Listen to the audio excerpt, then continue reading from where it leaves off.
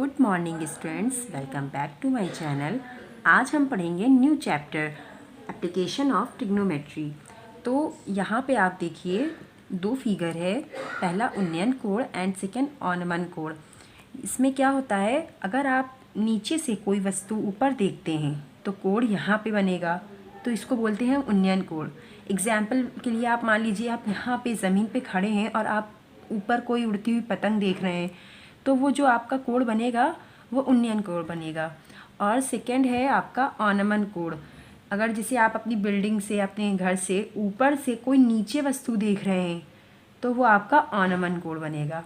तो इसका हम आपको एग्जाम्पल देते हैं। तो चलिए एग्जाम्पल देखते हैं। क्या है, धरती पर एक मीनार ऊर्ध्वाधर खड़ी है। धरती के एक बिंदु से, जो मीनार के पाद बिंदु से 15 सेंटीमीटर दूरी पर है, 15 मीटर दूरी पर है सॉरी। मीनार के शिखर का उन्नयन कोण 60 है।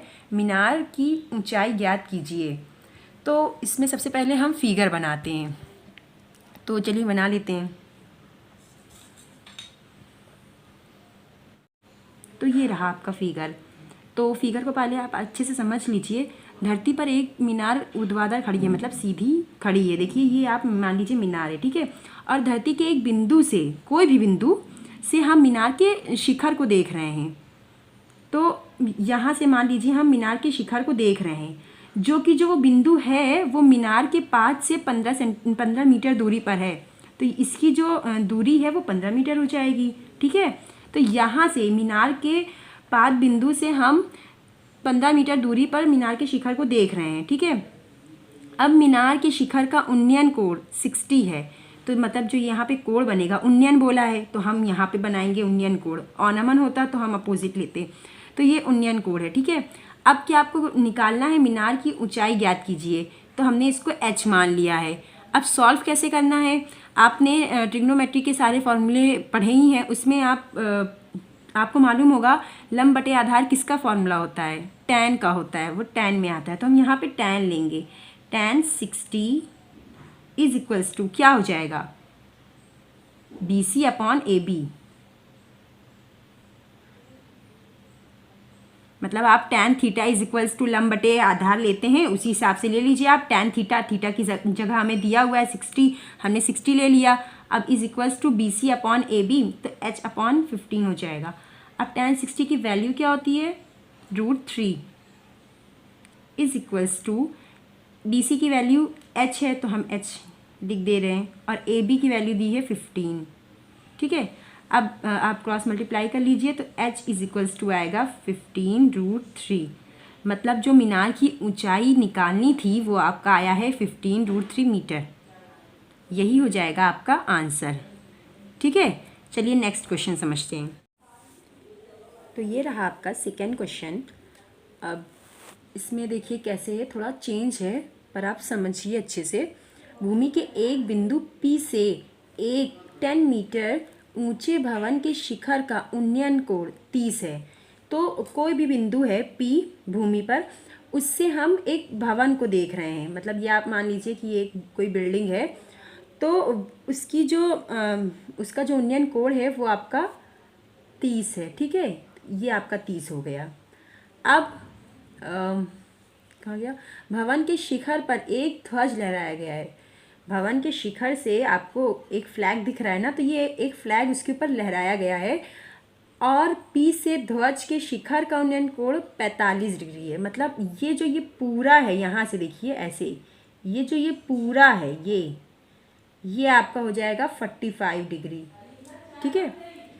अब ध्वज दंड की लंबाई और बिंदु P से भवन की दूरी ज्ञात करिए। मतलब आपको ये ज्ञात करना है और आपको ये ज्ञात करना है, ठीक है।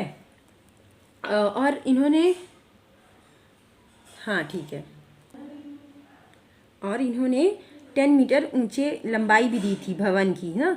तो ये जो भवन हो जाएगा यहाँ पे 10 मीटर, आप लिख सकते हैं 10 मीटर लंबा है। अब ये सॉल्व कैसे करना है, तो पहले हम एक चीज़ को ले लेते हैं, फिर उसके बाद हम दूसरी चीज़ को लेंगे।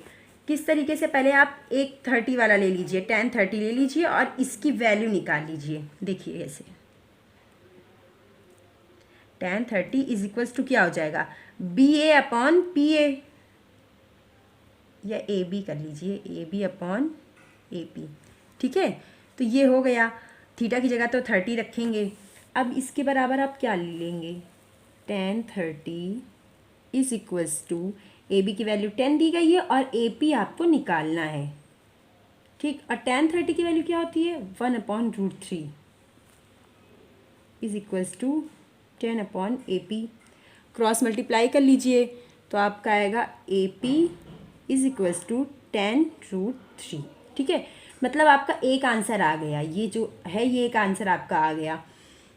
PA की वैल्यू मिल गई। अब हमको क्या निकालना है, झंडे की लंबाई निकालना है। वो कैसे निकालेंगे, तो अब हम tan 45 को लेंगे। तो यहाँ पे आप लिख दीजिएगा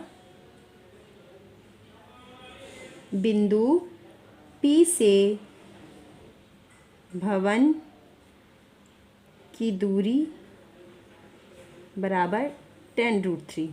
ठीक है, अब आपको दूसरी चीज़ निकालना है, वो निकालना है आपको फ्लैग की लंबाई। तो आप कोई भी नाम इसको दे दीजिए, H दे दीजिए, है ना। अब क्या करेंगे, tan 45